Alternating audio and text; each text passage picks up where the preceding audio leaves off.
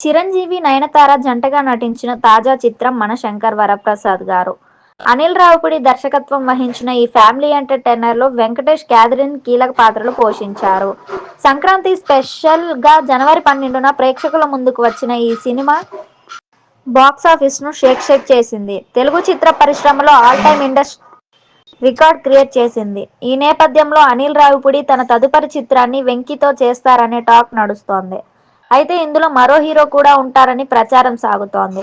సంక్రాంతి సీజన్లో 4 block buster హిట్లు కొట్టిన అనిల్ రావిపూడి వచ్చే ఏడాది సంక్రాంతికి మరో సినిమాని ప్రేక్షకుల ముందుకు తీసుకురావాలని ప్లాన్ చేస్తున్నారు. తన తదుపరి సినిమా కోసం ఇప్పటికే ఒక ఐడియా క్రాక్ అయిందని అనిల్ ఇటీవల స్వయంగా వెల్లడించారు.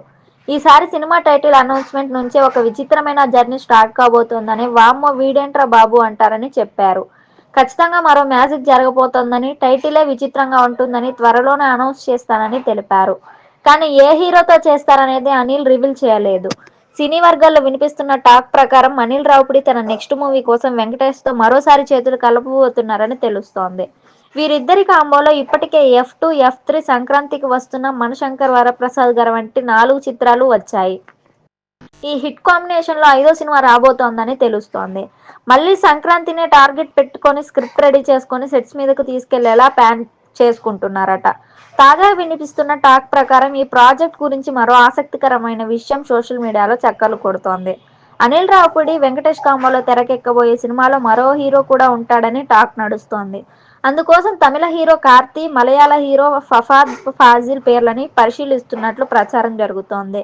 మరోవైపు దగ్గుపాటి రానా పేరు కూడా వినిపిస్తోంది. ఇప్పటికైతే ఇవన్నీ గాసిప్స్ మాత్రమే. త్వరలోనే అన్ని విషయాలను అధికారికంగా ప్రకటిస్తారేమో చూడాలి.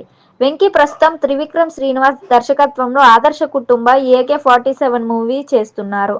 2026 సమ్మర్లో రిలీజ్ చేయనున్నట్లు ప్రకటించారు. ఈ మూవీ షూటింగ్ పూర్తయిన తర్వాత అనిల్, వెంకీ ప్రాజెక్ట్ పట్టాలెక్కనుంది.